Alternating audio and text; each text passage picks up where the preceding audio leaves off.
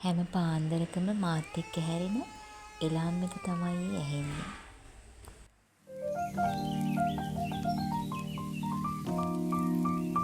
මේ පරිසරය දකිද්දි ලස්සන කවියක් මතක් වෙන්න ඕනේ. මොකද්ද දන්නවද? සේපාලිකා මල්ලේරුණු නිල් තනකොළ පිට්ටනියක් වගේ අහස අන්න බලනු කොච්චර ලස්සනද රෑට. මේ පිනිබින්දු වැටෙද්දිත් එකක් මතක් වෙන්න ඕනේ. මොකද්ද?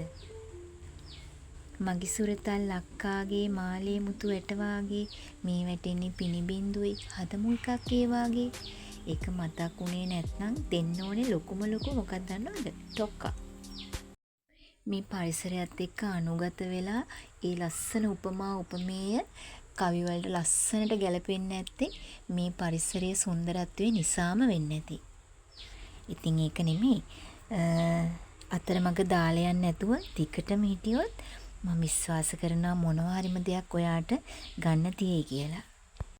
අපේ අවසාන හුස්ම පොද මේ වාතලයට එක් වෙන දා වෙනකම් අපිට තියෙන ජීවිතේ මොනවා හරිම දෙයක් අලුතෙන් ඉගෙන ගන්න එක. ඔයා ගාව තියෙන රයිස් කුකර් එකට ගොඩක් වයසයි නම් ඒ කියන්නේ සෑහෙන කාලයක් ඔයා පාවිච්චි කරලා නම් ඔයා හොඳට ඒක පාවිච්චි කරලා තියෙනවා. නමුත් අවුරුද්දක් දෙකක් විතර යද්දී ඒක මොනවා හරිම වෙනවා නම් කැඩිලම නම් එතකොට ඉතින් මොනවා හරි අතපසුවීමක් වෙලා තියෙනවා. මේක තියෙන වෙලාවට වතුර බින්දුවක්වත් නැති වෙන්න හොඳට පිහලා තියන්නකෝ. තෙත අත පිටින් දාන්න යන්නත් එපා. ඉතින් එතකොට සෑහෙන කාලයක් මේක පාවිච්චි කරන්න පුළුවන්. මේ දවස්වල සෑහෙන වෙරළු තියෙනවා. පුංචි දරුවෝ හරි කැමති මේ වෙරළු ගෙඩිය ඇටෙත් එක්කම අතේ තියාගෙන කන්න. වෙරළු වගේ දේවල් දරුවෝ හරි කැමති ඇටෙත් එක්කම අතේ තියාගෙන කන්න. කොයිම වෙලාවකවත් දෙන්න යන්න එපා වෙරළු ඇටෙත් එක්කම මේ විදියට තම්බලා අරගෙන ලුණු සීනි ගම්මිරිස් ටිකක් දාලා දුන්නාම එයාලා ගොඩාක් රසට ඒක කයි. අපෙත් වෙරළු දැක්කොත් අනිවාර්යෙන්ම එයාලා අඬනවා මෙහෙම අතේ තියාගෙන කන්න. ඒ නිසා මම වෙරළු ටික තම්බලා ගොඩක් වෙලා තම්බන්න ඕනෙත් නැහැ. ඇටේ අයින් වෙන ගානට තම්බගෙන ඒ විදිහට දෙන්නකෝ එයාලා හරි ආසාවෙන් කයි. කොයිම වෙලාවකවත් ඇඬුවා කියලා දෙන්න යන්නම එපා. ජීවිත කාලය පුරාවටම ඇතිවෙන දුකක් වළක්ව ගන්න අපට පුළුවන් මෙහෙම දුන්නොත්. සාමාන්‍යයෙන් තේරෙන්නේ නැති වයසේ ඉන්න බබෙක්ට දෙන්න යන්නම එපා. මොකද වෙරළු ගෙඩිය ඇටේම හරිම ගොරෝසු විදිහටනේ තියෙන්නේ. ඕක ගුරු හිර වුණොත් එහෙම හරිම වේදනාකාරී සිදුවීමක් තමයි වෙන්නේ. නිසා වෙරළු ඇටේ පිටින් කොයිම වෙලාවකවත් දෙන්න යන්න එපා. මේ විදිහට දෙන්නකෝ. එයාලා හරිම ආසාවෙන් කයි. ඇටේ අයින් කළා දුන්නාම හැමෝටම නිදහසේ කන්නත් පුළුවන්. නැත්නම් ඉතින් අරක හිර වේද කිය බලාගෙන ඉන්නත් වෙනවනේ.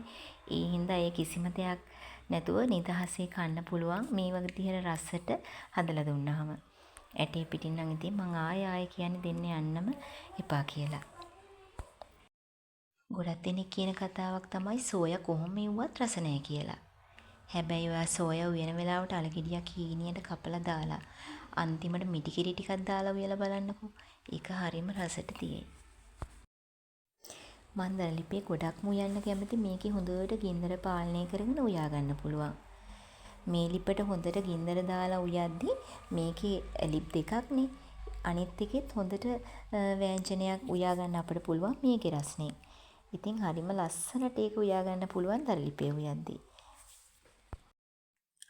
ලිප් දෙකක් තියෙන එක හරිම ප්‍රයෝජනවත්. දෙක මාරු කරලා ගින්දර බැලන්ස් කරලා හරි ගානට උයා ගන්න පුළුවන්.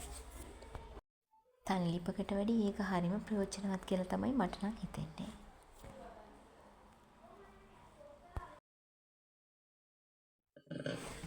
නූඩ්ල්ස් වගේ දෙයක් හදන වෙලාවට ඒක ලිපෙන් බාගත්තට පස්සේ තලයට ටිකක් හොඳට වේලලා බැදලා තියාගෙන ඉන්නකෝ. ඒ වෙලාවට මේක උඩට තලයට ටිකක් දාලා ගත්තාම ලස්සන වගේම රසගුණ දෙකම තියෙනවා. බබාලට එහෙම දෙද්දි අනිවාර්යයෙන්ම තලයට ටිකක් එකතු කරලා දෙන්නකෝ. පොල් ගෙඩිය බින්දිද්දි ගොඩාක් දෙනෙක්ට තියෙන ප්‍රශ්නයක් තමයි කොච්චර වැරෙන් පහරක් එල්ල කරත් මේක බිඳිලා යනවා කුඩු වෙලා යනවා. මෙන්න මේ විදිහට පොල් ගෙඩිය වටේට බින්දින පිහියෙන් ඇඳගෙන බින්දින ස්ථානයේ තියෙන ඒ වටේ ඇඳගෙන ගහන්නකෝ. එහෙම නැත්නම් පොල් ගෙඩිය ඇහි තුන තියෙන්නේ. ඇහි තුන තියෙන තැන S2 වගේ තියෙන තැන මැද තියෙනවා දාරයක්.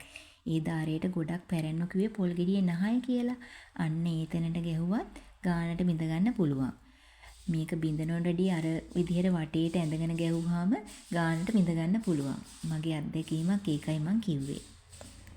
වතුර ටික විසික් කරන්න නැතුව බොන්න. ඉතින් ලූණු තෝරන වෙලාවට මෙන්න මේ විදිහට මේ කෙඳි තියෙන තැන තියෙන්නේ.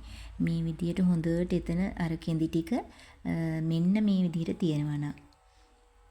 අනිත් එක පිටිපැස්ස පැත්ත තියෙන්නේ ලූණු ගෙඩියේ. මේක එතනත් අර හොඳට හිර වෙලා වගේ මේ පෙන්නන විදිහේ තියෙන්නේ අන්න ඒ විදිහට තියෙනවා නම් ලූණු ගෙඩිය ඇතුළට මොනවත්ම වෙලා නැහැ කියන්න පුළුවන්. තව මේ ලූණු ගෙඩිය එබෙනවා නම් ගන්න එපා. හොඳට ලූණු තෝරද්දි අර ලූණු ගෙඩිය තද්දට තියෙන්නේ. අන්න ඒ වගේ තියෙන වෙලාවට මේකේ ඇතුළ මොකවත්ම වෙලා නැහැ. හොඳට හයියට තියෙන ලූණු ගෙඩි ටිකක් ගන්න. එබිලා අපි අර තෝරන වෙලාවට ටිකක් නිකන් අතට අල්ලපුවම අපිට තේරෙනවනේ එබෙනවා නම් ගන්න එපා. අනිවාර්යෙන්ම ඇතුළ නරක් වෙලා. සුදු ලූණු වැඩිපුර තියෙන දවසට ඔයාගේ ගෙදර ගොරක තියෙනවා නම් ගොරක එහෙම වේලලා දාලා තියෙන මුට්ටියට සුදු ලූණු දාන්නකෝ. එතකොට ඔයාලට සෑහෙන කාලයක් තියාගන්න පුළුවන් සුදු ලූණු නරක් නොවි. මම නම් ඔය ෆ්‍රිජ් වල ගොඩාක් එළවලු ගොඩක් කල් තියාගන්න ක්‍රමයට මම එච්චරම කැමැත්තක් නැහැ. නමුත් ඉතින් කැරට් වගේ දේවල් අපිට අපේ වතු වල වගා කරගන්න අපේ දේශගුණයත් එක්ක ටිකක් අමාරුයිනේ.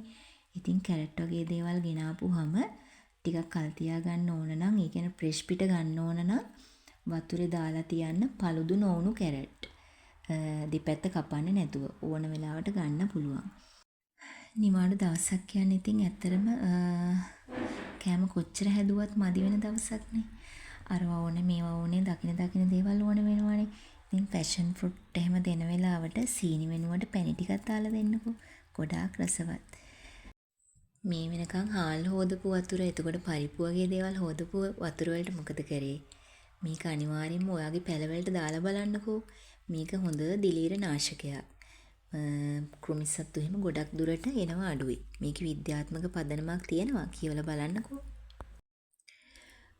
මල් පැල වලට දැන් නම් වහිනවා ඉඩෝර කාලේට ලොකු විසඳුමක් වෙනවා. අපි අර හාල් හොදන වතුර එතකොට ඔය පරිප්පු එළවලු වගේ හොදන වතුර මේ සිංක් එක දිගේ අහකට යනවට වැඩිය මල් ගහකට දාන එක. ඒකට ඉතින් මල් ටික මැරෙන්නේ නැතුව නිරෝගීව තියාගන්නත් ඒක ලොකු උපකාරයක් වෙනවා. මේක මල් පැල වලට විතරක් නෙමෙයි තක්කාලි බටු මිරිස් කොච්චි ඕනම දෙයකට හරිම ප්‍රයෝජනවත්. දාලා බලන්නකෝ. එතකොට අර ගොඩාක් කෘමිසත්තු එහෙම එන එක ඇත්තටම ගොඩක් අඩු වෙනවා. වතුර නැති කාලෙට ලොකු ප්‍රයෝජනයකුත් වෙනවනේ. ඉතින් කුමාරිකාවල මල් දැකලා තියෙන්නේ කවුද කියලා කමෙන්ට් එකක් දාන්නකෝ මීට කලින්. මම නම් ඇත්තටම දැක්ක පළවෙනි අවස්ථාව. මෙතනින් මේ මල දැක ගොඩක් දෙනෙක් කිව්වා එයාලත් මේක දැක්කේ පළවෙනියට කියලා. ඉතින් මට හිතුණා ඔයත් දැකලා නැත්නම් බලාගන්න මේක දාන්න. මං කොහොමත් ඉතින් දවල්ට කේල් කොලේ කපන්නයි පලාකොළ හොයන්නයි කොහොමත් කොරටුවට එනවනේ. ඉතින් මෙයාලා එන දාට ටිකක් පරක්කු වෙනවා. අද නිවාඩු දවසක් ඉඳලා ඉතින් මං යද්දි කට්ටියම ආවා. ඉතින් එතකොට චුට්ටක් වෙලා ඉඳලා තමයි එන්නේ. කමක් නැහැ. ඉතින් ඔයා වෙදත් එක්ක යන්න බැරි වුණේ කී අද චුට්ටක් කොරටුවේ ඉඳලා යන්කෝ මාත් එක්ක. අද ඉතින් මම මැල්ලුමක් නෙමෙයි ගොටුකොළ සම්බෝලයක් හදන්න හිතුවේ. අපේ කොරටුවේ ගොටුකොළ වර්ග දෙකක් තියෙනවා. මට ඒක ඉතින් ලං කරලා ගන්න බැරි වුණ නිසා මේ තියෙන එක වර්ගයක්. ඒක මම පස්සේ වෙලාවක පෙන්නන්නම් ඔයාට මේක හැඩරුව මේකේ. ඉතින් මේක අනිත් එක අපි සාමාන්‍යයෙන් පාවිච්චි කරන ගොටුකොළ. ඉතින් ඇත්තටම මෙන්න මේක ගොටුකොළ මේ වගේ පඳුරක් හිටව ගත්තාම ඔයාට ටික කාලයක් යද්දී ගොඩාක් සරුවට මේ ගොටුකොළ ටික හදාගන්න පුළුවන්. කොම ටිකක් ඒ වගේ දාපුවාම හොඳටම ඇති. මෙතන නම් මේ මම ගොමවත් මෙතෙන්ට ඇත්තටම දාලා නැහැ. නිකන් හදලා තමයි මේ හැදිලා තියෙන්නේ. මේක මල් පෝච්චියකුණත් කරගන්න පුළුවන් දෙයක්. රසට ගොටුකොළ සම්බෝලයක් දෙහි ටිකක් එහෙම වැඩිපුර දාලා කද්දි කොහොමද රස? ඉතින් රම්ප ගහක් මං හැමදාම කියනවා වගේ රම්පා පැලයක් හැදුවොත් පඳුරු ගොඩාක් දාලා රම්පා පඳුරක් හදාගන්න පුළුවන්. තව ටික දවසක් යද්දී මැවිලා පේනවද මේකේ ලස්සන රූපයක්. ඉතින් ආයෙ අපි දවසක හම්බ වෙනකම් මං අතට ගිහින් එන්නම්. බුදු සරණයි වල.